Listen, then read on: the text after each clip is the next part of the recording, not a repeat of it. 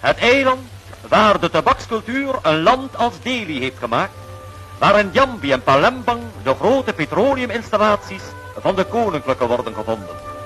475.000 vierkante kilometers, een bevolking van ongeveer 9 miljoen, een eiland met bijkans onberekenbare toekomstmogelijkheden.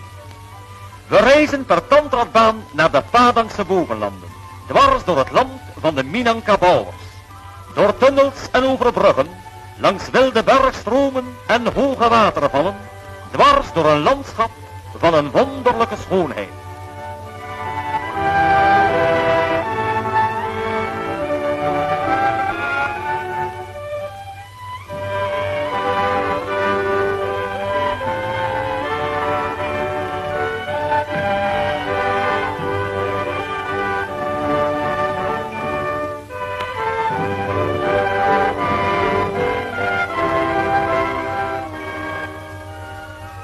Langs de oevers van het meer van Sankara.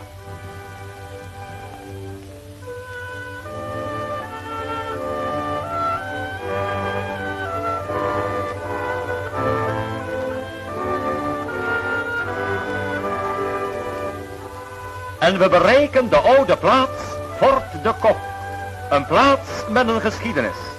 1000 meter hoog, midden in het gebergte, het kostelijkste klimaat van heel Indië. Het marktplein met de klokkentoren, een geschenk van de bevolking aan Fort de Kok. En van die toren af zien we neer op het plein. Fort de Kok ligt op hoge en steile rotsen, die het in heel Indië en tot ver daarbuiten bekende Karbouwengat insluiten. We zien de niet minder bekende kloof van Haro. En daarnaast liggen altijd weer de stille Sawa's, waarin de bergen zich spiegelen. Midden tussen de bergen liggen de dorpen met de fraaie, kunstig gestileerde huizen der Minangkabauers als kleine aardse paradijzen.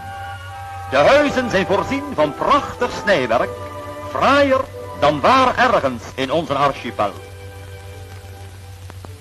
En ter afwisseling een eigenaardige sport der jongelieden, het gevecht, feitelijk het schermen met striemende rattanrieten, hoe striemender, hoe raker, hoe mooier.